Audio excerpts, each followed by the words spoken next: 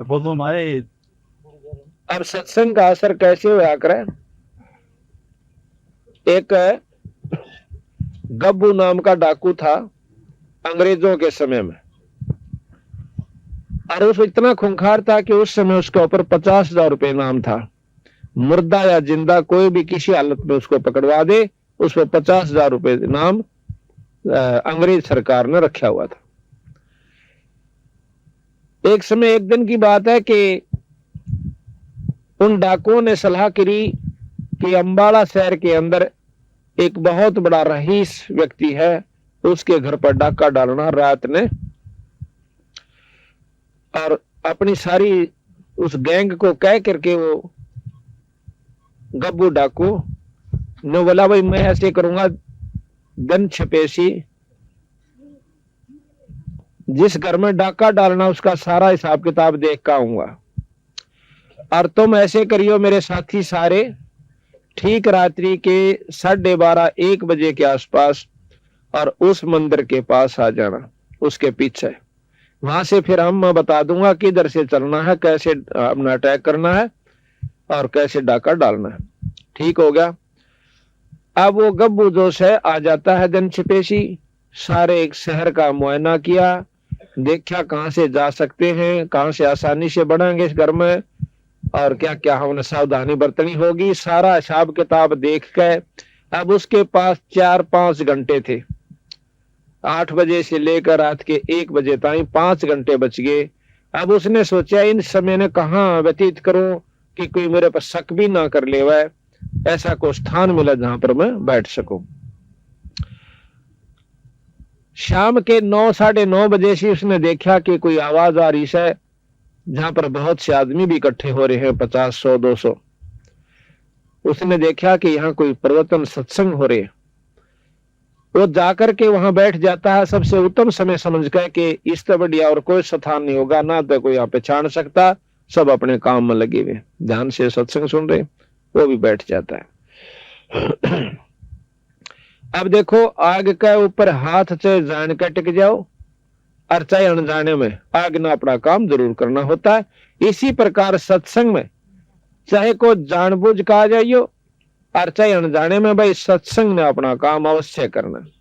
तो सत्संग में बताया गया कि यो सौदा फिर नाही रे संतो, यो सौदा फिर नाही, यो सौदा फिर नाही रे संतो, यो सौदा फिर नाही, यो सौदा फिर नाही रे संतो, यो सौदा फिर नाही। लोहे के साथ आव जात है, लोहे के साथ आव जात है, काया दे सराय रे संतो, यो सौदा फिर नाई, यो सौदा फिर नाई रे संतो, यो सौदा फिर नाई। 3 लोक और भवन चतुर्दश, 3 लोक और भवन चतुर्दश, सब जग सौद आहिर संतो, यो सौदा फिर नाई,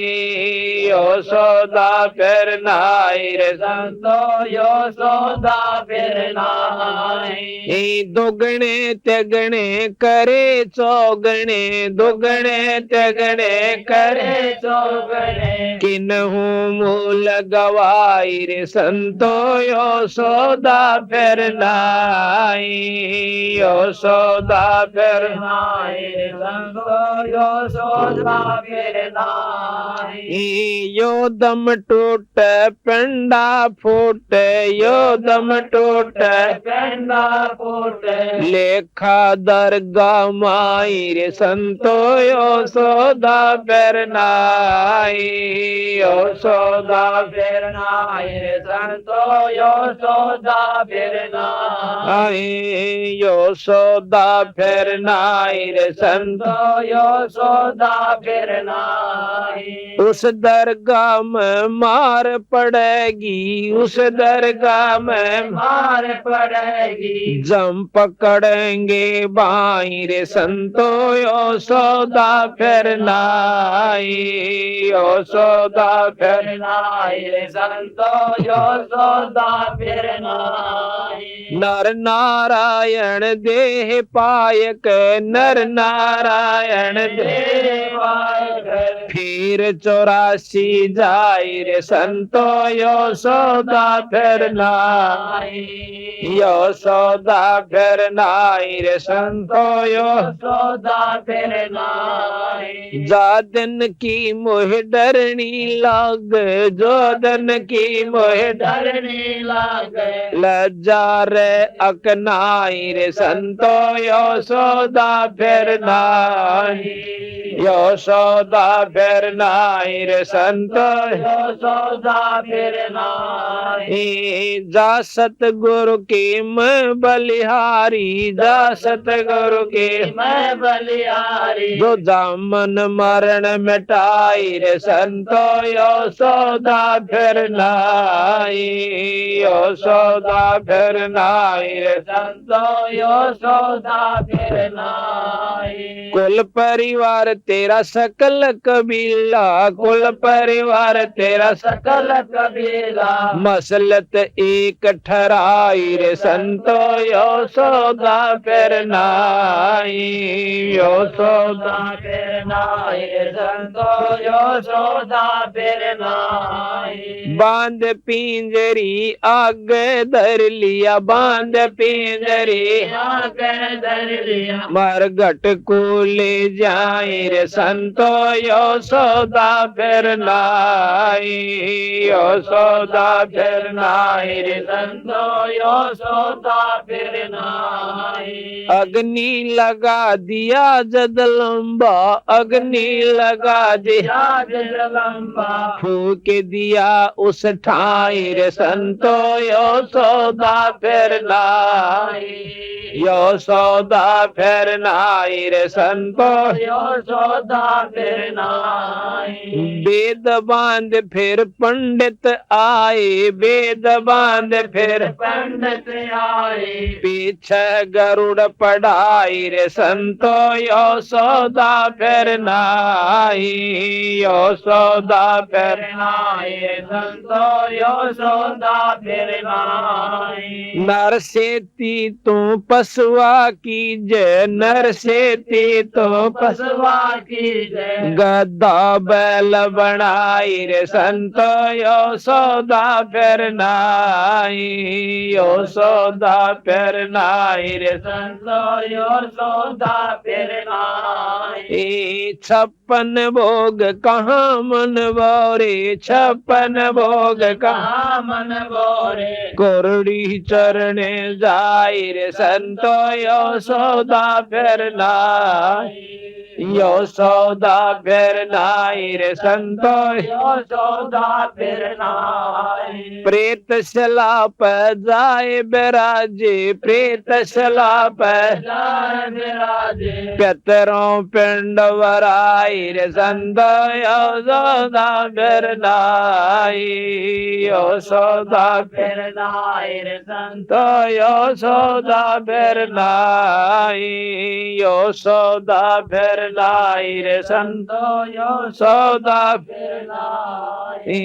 जय सतगुरु की बोर श्राद्ध खान को आए बोर श्राद्ध खान को आए काग वही कलमाई रे संतो यशोदा फिर नाई। यशोदा फिर नाई संतो यशोदा फिर नाई। जय सतगुरु की संगत करते जय सतगुरु की संगत करते सकल कर्म कट जाई रे संतो यशोदा फिर नाई। यशोदा फिर नाई संतो यशोदा फिर नाई।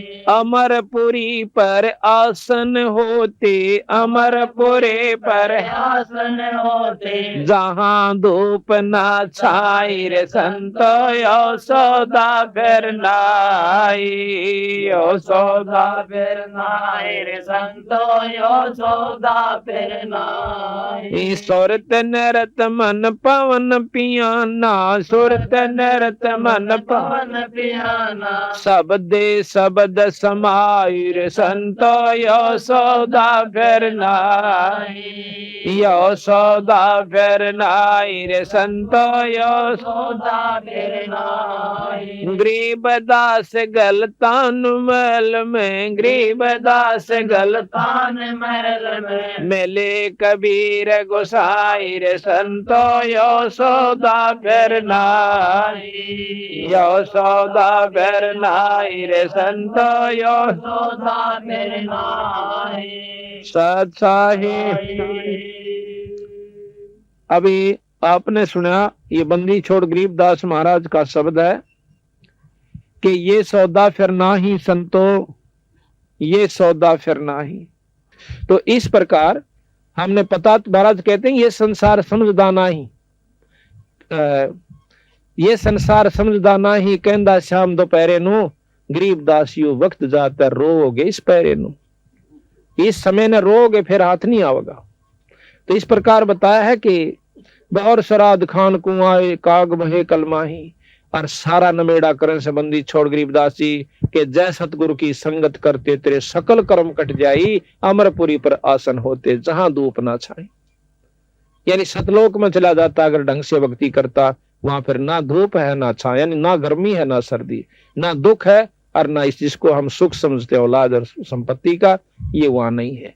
वहां तो इतना सुंदर शरीर मिलता है, ना फिर मरता, और अरबों संख्यों असंख्य वर्ष की हमारी उम्र हो जाती है उस लोग सतलोक के अंदर जाए पाछे। यहाँ तो हम 50-60 साल खातिर आए हैं, और इस नन्हे नाच कूद का दुख सुख पाकर गर्मी आड़ा सतावे, सर्दी यहाँ सतावे, पड़ोसी यहाँ सता दे, और मच्छर माखी यहाँ सतावे, और भाई हिंसक पशु किरा कितने से को सांप काट जावे, को माखी काट जावे, को भेड़ खा जावे, 24 घंटे परेशान, फिर आड़े जान जी नहीं करता। और इतना ज्ञान होते हुए कि जाए सरेगा, इतनी करड़ी आंख बांध रखी इस जीव की इस कालबली ने। या तो बंदी छोड़ भगवान इससे छुटवाने के लिए आए थे, रास्ता बताने के लिए कि नो जाप करियो, और इस प्रकार गुरु से उपदेश ले लेना। इस प्रकार ये सत्संग सुनकर वो गब्बू नाम का डाकू कहता कंडे से लिकड़े। भगवान आत्मा ये नहीं होता कि डाके मारा है तो इंसान नहीं है, उसके अंदर भी वही आत्मा है। वो बेचारा गलती से यानी अपने कुसंगत में पड़ जाने से उस गलत रास्ते पर चला गया। जैसे वाल्मीकि एक डाकू था, डाके मारा करता था, और जब बेरा पट्टा उस दिन छोड़ कर भगा के किलो बैठ गया और महर्षि को आया, तो फिर क्या हुआ, उस गब्बू ने कान अपनी पक्का इरादा कर लिया कि आज के बाद डाके नहीं मारूंगा, अपना भक्ति करूंगा। फैसला हो गया। उसके साथी आगे ठीक समय पर उनके पास जाकर वो गब्बू कहने लगा भाई डाका नहीं डाल दे। अब क्यों नहीं डालते? अकबर मैंने यू काम छोड़ दिया।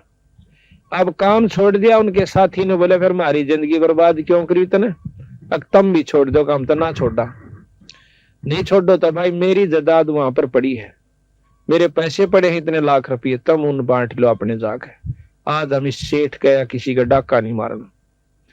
तो बोले हमारा तुमने इतना घाटा कर दिया, 4 लाख का 5 लाख का डाका मारना था, वो हमारा पूरा कर दे। मैं बोला कि मेरा जो सामान से वो 7-8 लाख रुपये भी पड़े हैं, वो जाकर अपना तुम बांट लो। वह तो पैसे हमारे तारे थे, वह तो उल्टे चले गए। वहां तो उनकी आपस में लड़ाई होगी पैसे बांटने के ऊपर, वो उसका गोली मार रहा है, उसका तीर मार रहा है, वो आधे टुड़े मर गए। और गब्बू जोश है, उसने सोचा सत्संग में बताई गई है कि अपने पाप कर्मों को ये भी काट लेना चाहिए, आगे बहुत दुखी हो जाएगा। अब जैसा भी उसने मार्गदर्शन हुआ था, उसने फैसला कर लिया कि मैं आत्म समर्पण करता हूं कि मेरे कर्मों का फल मुझे अभी मिल जाए। वो जाके थाने में पहुंच गया। थाने में थानेदार, थाने का आगे संतरी खड़ा बंदूक ले। संतरी बोला कौन सा है? अक मैं गब्बू डाकू।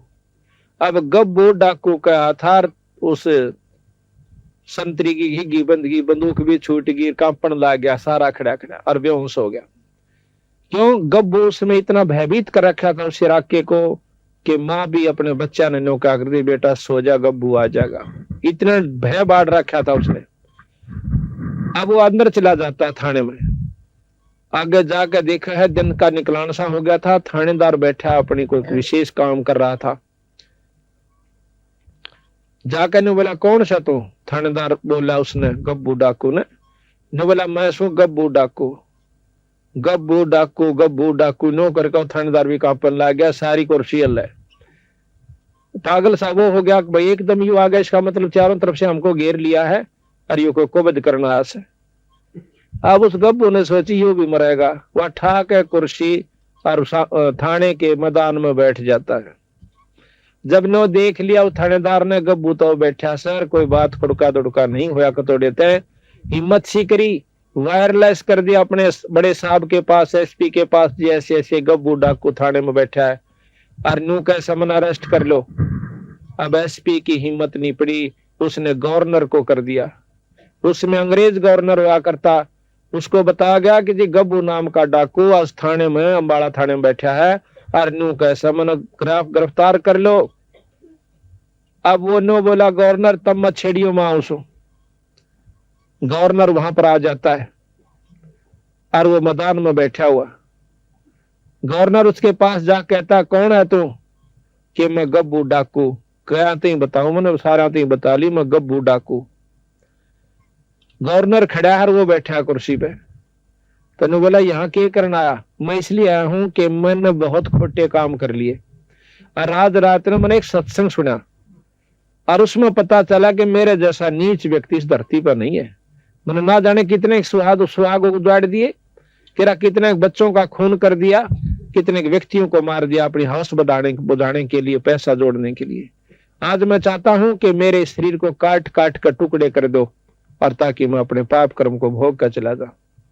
इतनी गहराई की बात सुनकर अंग्रेज सहम गया हुआ, क्योंकि बहुत दिमाग के आदमी होता है, बड़ा अफसर जोश है। और ने बोला जाओ हमने आपको बरी कर दिया। ने बोला मुझे बरी मत करो, हमने तेरे सारे कसूर माफ कर दिया, बरी कर दिया। हम सजा इसलिए देते हैं कि पाप कर्म छोड़ दे, और तेरी तो पहले आत्मा कमल के फूल के ऐसी साफ हो रही है, आप जाइए, बरी कर दिए। अब वो सहम गया कि भाई अच्छा काम बना, मुझे सजा नहीं मिली। तो वापस आ गया उसी के पास, संत के पास। पता चला कि भैया रात में सत्संग हो रहा था मैदान में, वो संत कहाँ बैठा। अब उस संत के पास जाकर उसके चरणा में माथा टेक कहने बोला महाराज मैं बहुत पापी इंसान सू, मेरा आत्म कल्याण कर दो। नो बोला भाई कौन सा कितना ऐसा? कि मैं गब्बू नाम का डाकू सू। अब गब्बू नाम का डाकू सुन का उस संत भी अल्लाह सारा। नो बोला जी मैंने सारे काम छोड़ दिए। नो अपनी जान बचाने खातिर नो बोला भाई नो कर तू थाने वहां पर आत्मसमर्पण कर दे, और मन ने भी क्यों मरवा से। नो बोला जी थाने में जाया, गवर्नर आ लिया, वो भी नो बोला जाओ हमने बरी कर दिया। फिर उस संत के सीड़क्षी हुई। फिर नो बोला बेटा देख मारा दौड़ते एक दवाई सर राम नाम जपया के। नो बोला वो चाहूं सु मैंने राम का नाम दे दे। तो वो नाम उसको दे दिया। उसके बाद वो संत गब्बू के नाम से प्रसिद्ध हुआ। आज से 250 वर्ष पहले की बात है। बोल सतगुरुदेव। तो भाई समझना होता नहीं, ना तो काना पर टाल कर जाओगे तो थारी दुर्गति में पूरा साथ जाओगे। यह बताया।